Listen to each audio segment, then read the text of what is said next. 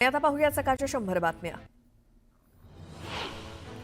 लातूरच्या सगळ्याच 52 सोयाबीन खरेदी केंद्रावरती सोयाबीन खरेदी विक्रीसाठी शेतकऱ्यांनी रांगा लावल्यात। लातूरात आणखी किमान 4 लाख क्विंटल सोयाबीनची खरेदी शिल्लक आहे। तुळजापुरात गेल्या 5 दिवसांपासून नंबर लावून सुद्धा शेतकऱ्यांचं सोयाबीन घेतलं जात नाहीये।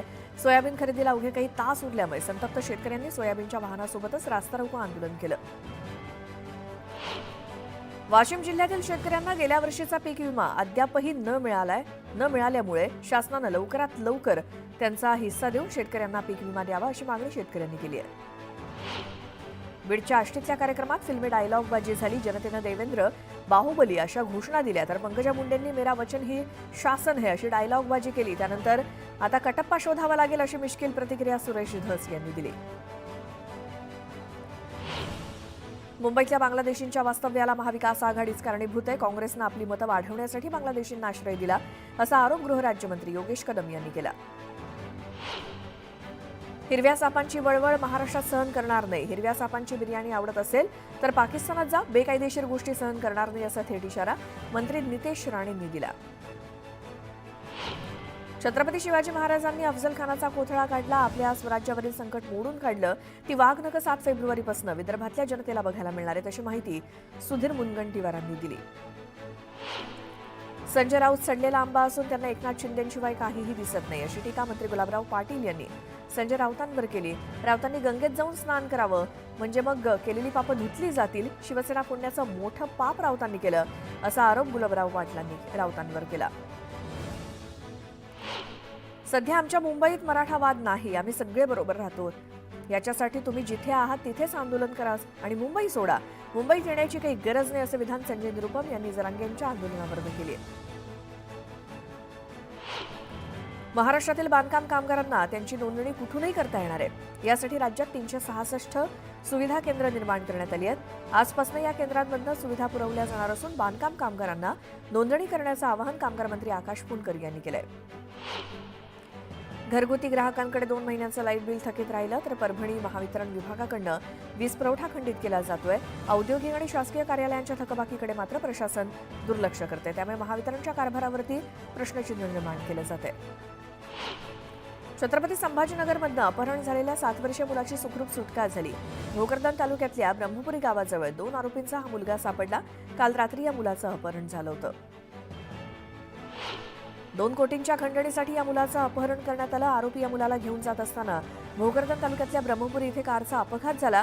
त्यानंतर चौकशी केली असता मुलाचं अपहरण झाल्याची कबुली आरोपींनी दिली।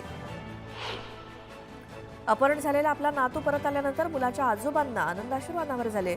मित्रपरिवार आणि पोलिसांनी अथक परिश्रमाने चिमुकल्याला शोधण्यासाठी परिश्रम घेतले, त्यामुळे त्यांचे आभार मानत असताना आजोबांच्या डोळ्यात पाणी आलं। पुण्यातल्या काही भागात गुरुवारी म्हणजे आज पाणीपुरवठा बंद असणार आहे। समान पाणीपुरवठा योजनेअंतर्गत दुरुस्ती आणि जलवाहिनी जोडण्यासाठी पाणीपुरवठा बंद केला जाईल, त्यामुळे पुणेकरांना पाणी जपून वापरण्याचं आवाहन करण्यात आलंय। शिवाजीनगर ते हिंजवडी मार्गावरील पुणे मेट्रो आणि महापारेषणच्या वीज वाहिन्यांच्या अत्यावश्यक कामांसाठी वीज पुरवठा बंद ठेवला जाणार आहे, त्यामुळे शिवाजीनगर आणि डेक्कन परिसरातील महावितरणच्या उपकेंद्राचा वीज पुरवठा गुरुवारी सकाळी 8 ते दुपारी 4 वाजेपर्यंत बंद असेल अशी माहिती महावितरणने दिली। मुंबईकरांची पाण्याची वाढती तहान भागवण्यासाठी आणि पुरेसा शुद्ध पाणी पुरवठा करण्यासाठी महापालिका विविध कामं हाती घेणार आहे। यापैकी एक गारगाई प्रकल्प असून त्यासाठी 36 कोटींची तरतूद करण्यात आली आहे। पुण्यात जीबीएसच्या 4 नव्या रुग्णांची नोंद झाली आहे। पुण्यातील एकूण रुग्णसंख्या 170 वर पोहोचली आहे। 20 रुग्ण व्हेंटिलेटरवर आहेत, 61 रुग्ण आयसीयूमध्ये आहेत। आतापर्यंत 5 जणांचा जीबीएसमुळे मृत्यू झाला आहे। नंदुरबारच्या शासकीय वैद्यकीय महाविद्यालयात उपचार सुरू असलेल्या एका 11 वर्षीय मुलीला जीबीएसची लागण झाली। संबंधित मुलगी ही व्हेंटिलेटरवरती असून तिची प्रकृती स्थिर असल्याची माहिती वैद्यकीय महाविद्यालयाच्या अधीक्षकांनी दिली। शिर्डीतल्या साई मंदिरात आता फक्त टोकन पद्धतीनं मोफत भोजन मिळणार आहे। साई प्रसादालयामध्ये मोफत भोजनासाठी भाविकांना कूपन मिळणार आहे। वाढत्या गुन्हेगारीच्या पार्श्वभूमीवर हा निर्णय घेण्यात आलाय। कल्याण शिळफाटा रस्त्यावरील पलावा जंक्शन जवळच्या निलजे रेल्वे उड्डाणपुलाच्या कामासाठी आजपासून पुढील 5 दिवस वाहतूक बंद असणार आहे, त्यामुळे नवी मुंबईहून डोंबिवलीला जाणाऱ्या आणि शिळफाटा मार्गे मुंबईला जाणाऱ्या वाहनांचा मार्ग बदलण्यात आलाय। पलावा जंक्शनकडे येणारी वाहतूक पर्यायी मार्गानं वळवण्यात आली आहे। पुणे महानगरपालिकेचे 100 सफाई कर्मचारी प्रथमच राज्याबाहेर इंदोरला अभ्यास दौऱ्यावरती पाठवण्यात आलेत. आमदार हेमंत रासने यांच्या संकल्पनेतनं स्वच्छ सुंदर आणि विकसित कसबा अभियानासाठी हा दौरा आयोजित केलाय. शिवभोजन थाळी योजना बंद केली जाणार असल्याच्या चर्चा सुरू आहेत. दरम्यान माजी मंत्री छगन भुजबळ यांनी मुख्यमंत्री देवेंद्र फडणवीसांना पत्र पाठवून ही योजना सुरूच ठेवावी अशी मागणी केली आहे. सैफ अली खान हल्ला प्रकरणी आर्थर रोड जेलमध्ये आरोपीची ओळख परेड झाली. मॅजिस्ट्रेटच्या उपस्थितीत आरोपी शरीफुल इस्लामची ओळख परेड घेण्यात आली. यावेळी स्टाफ नर्स एलियामा फिलिप आणि आया जुनू उपस्थित होत्या. या पुढच्या काळात हिंदूंवरील अन्याय सहन केला जाणार नाही असा इशारा देत श्रीगोंदा तालुक्यातील ससाणे कुटुंबाला न्याय देण्यासाठी आम्ही कटिबद्ध आहोत असं मंत्री नितेश राणे म्हणाले. ससाणे मृत्यू प्रकरणानंतर उपोषणकर्त्यांच्या भेटीसाठी गेले असता नितेश राणेंनी पुन्हा हा इशारा दिलाय. संजय राजे नाईक निंबाळकर यांच्या फलटणमधल्या घरावर आयकर विभागानं छापा टाकला. या छापेमारीनंतर संजय राजेंचे शेकडो कार्यकर्ते त्यांच्या घरासमोर ठिय्या मांडून आहेत. अजून किती तास ही कारवाई चालणार याबाबत अद्याप स्पष्टता नाही. जयसिंग मोहिते पाटील लावणी कलाकार आणि थिएटर मालकांची बैठक घेणार आहेत. स्पीकर आणि डॉल्बी सिस्टीमवरती बंदी आणण्यासाठी जयसिंग मोहिते पाटील पुढाकार घेणार आहेत. डॉल्बीमुळे गायक आणि वादकांना आर्थिक फटका बसतोय. शिरीष महाराज मोरेंची आत्महत्या केल्याची घटना घडली. वयाच्या 32व्या वर्षी त्यांनी आपलं आयुष्य संपवलं. आर्थिक विवंचनेतून त्यांनी आत्महत्या केल्याचं समोर आलंय. त्यांच्या मृत्यूनं देहू गावावर दुःखाचा डोंगर कोसळला.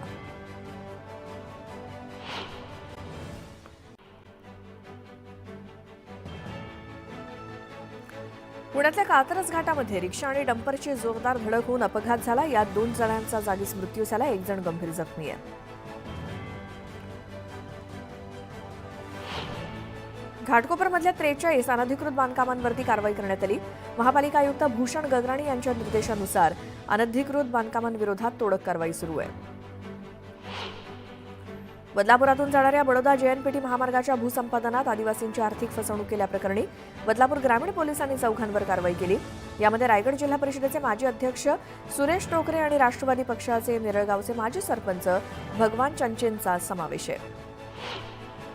महाराष्ट्रातील बहुचर्चित मांडेशी महोत्सवाला सुरुवात झाली. 5 ते 8 फेब्रुवारी दरम्यान मुंबईच्या परेल इथे हा महोत्सव पार पडतोय आणि महोत्सवाचं यंदाचं 6वं वर्ष असून मांडेशी महिलांनी 10 लाख महिला सक्षमीकरण महिलाचा टप्पा गाठलाय.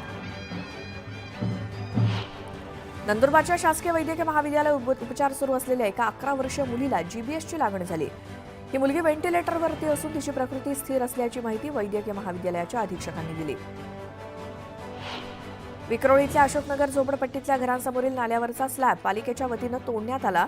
3 वर्षांपूर्वी याच नाल्यात पडून एका तरुणीचा मृत्यू झाला होता. दरम्यान पुन्हा अशी घटना घडू नये यासाठी रहिवासी आक्रमक झाले. पुण्याच्या बिबेवाडीत झालेल्या वाहनांच्या तोडफोडीचा व्हिडिओ समोर आला. परिसरात दहशत माजवण्याच्या उद्देशानं काही तरुणांनी कोयता हाती घेत तब्बल 50 ते 60 वाहनांची तोडफोड केली. बीडच्या आष्टी तालुक्यातील मच्छिंद्रनाथ समाधी मंदिरातील गर्भगृह मंदिराच्या नवीन सभागृहाचा भूमिपूजन सोहळा पार पडला. राज्याचे मुख्यमंत्री देवेंद्र फडणवीस यांच्या हस्ते या सभागृहाचं भूमिपूजन संपन्न झालं. नांदेडच्या वाहेगाव इथे अवैध रेती उत्खनन करणाऱ्यांवरती मोठी कारवाई करण्यात आली. तब्बल 2 कोटी रुपयांचं साहित्य जप्त करण्यात आलं. पोलीस अधीक्षकांनी दुचाकीवरनं जाऊन छापा टाकत ही कारवाई केली. सरकारी जागेवर केलेल्या अनधिकृत बांधकामावरती माणगाव नगरपंचायतीनं कारवाई केली. रस्त्यालगत उभारलेल्या अनधिकृत टपऱ्या, दुकानं, गाळे नगरपंचायतीनं जमीनदोस्त केली आहेत.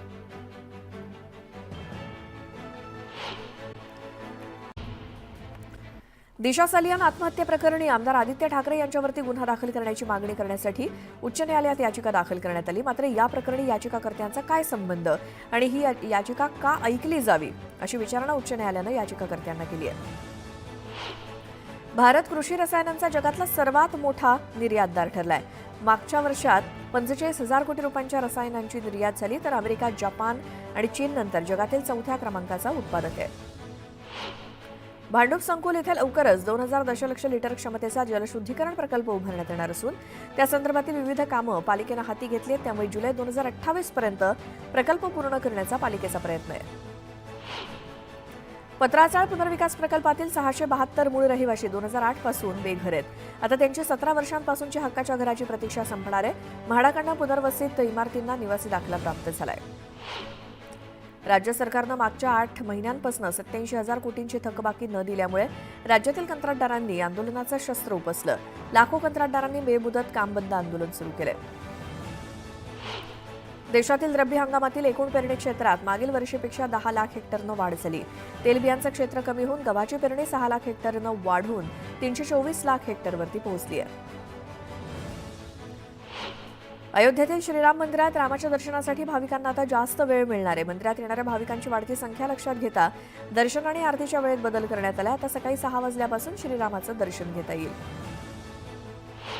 मुंबई पालिकेनं जून 2022 पासून लागू केलेल्या सर्वांसाठी पाणी या धोरणांतर्गत 2024 पर्यंत 7,868 नवीन जलजोडण्या देण्यात आल्या, तर आतापर्यंत पालिकेकडे 15,000 अर्ज प्राप्त झालेत. मुंबई महानगर क्षेत्रातील मीटर रिक्षा आणि टॅक्सीच्या दरात 3 रुपयांची वाढ करण्यात आली. नवीन दर लागू करण्यात आलेत, मात्र त्यानुसार भाडं आकारणी करण्यासाठी मीटरचं रिकॅलिब्रेशन करणं गरजेचं आहे. त्यासाठी आरटीओकडून 700 रुपयांचा दर ठरवण्यात आलाय. 30 एप्रिलपर्यंतची मुदत आहे. नागपुरातील अनेक गुन्ह्यांची उकल करण्यात सीसीटीव्हीचा मौलिक वाटा राहिला, मात्र मागील काही दिवसांपासून 55% सीसीटीव्ही कॅमेरे आणि विविध कारणांमुळे बंद आहेत.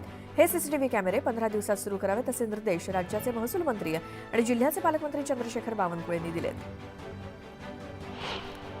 एसटी प्रवासी शुल्कामध्ये वाढ करण्यात आल्यामुळे सामान्य प्रवाशांचा प्रवास महागलाय.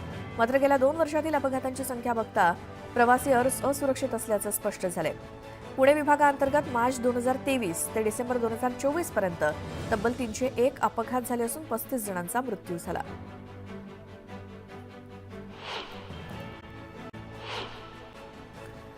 पुणे महानगर परिवहन महामंडळानं हिंजवडी, चरोली, भोसरी, मोशी आणि रावेत या ठिकाणी नवीन आगार सुरू करण्याचा निर्णय घेतलाय. भोसरी, रावेत आणि मोशी इथल्या 5.5 एकर जागा पीएमपीनं भाडे तत्वावर घेतली आहे. नवीन 5 आगारांमुळे पीएमपीच्या आगारांची संख्या आता 20 होणार आहे. केंद्र सरकारकडून उडान योजनेअंतर्गत हवाई वाहतुकीद्वारे शहरं जवळ आणण्याचा प्रयत्न केला जात असताना पुण्यातनं विमानसेवेला प्रतिसाद वाढतोय. मात्र पुण्यातनं उड्डाणासाठी अद्यापही राज्यातल्या 9 विमानतळं प्रतीक्षेत आहेत. आर्थिक वर्ष संपत असताना मार्चमध्ये तुम्ही वैद्यकीय निधी देता. हा निधी मार्च महिना अखेरपर्यंत वापरला गेला नाही की तो तुम्ही परत घेता.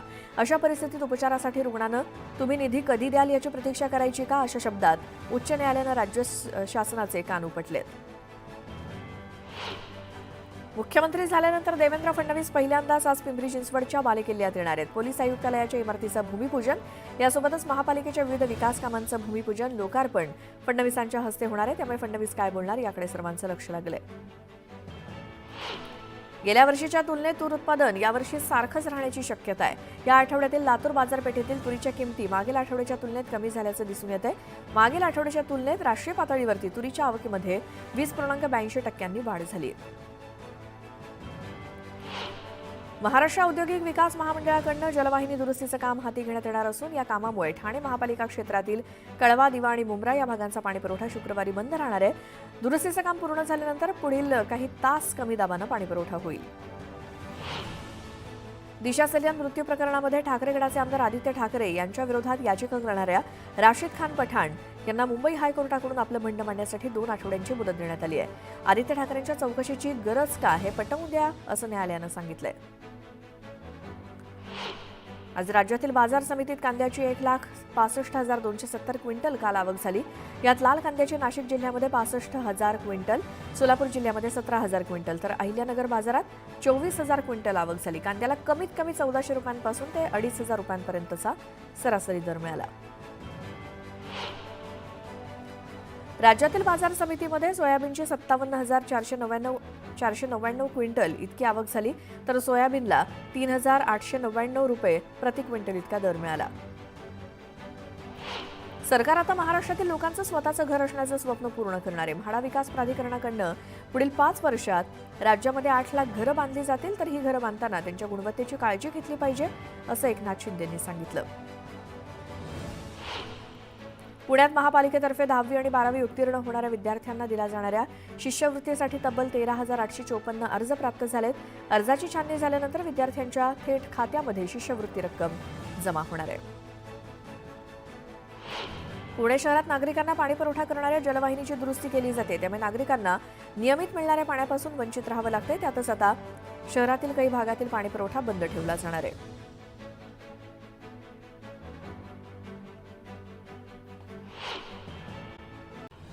शेतकऱ्यांचा कर्जबाजारीपणा वाढत असून देशातील शेतकऱ्यांकडे तब्बल 33,50,000 कोटींचे कर्ज थकीत आहे.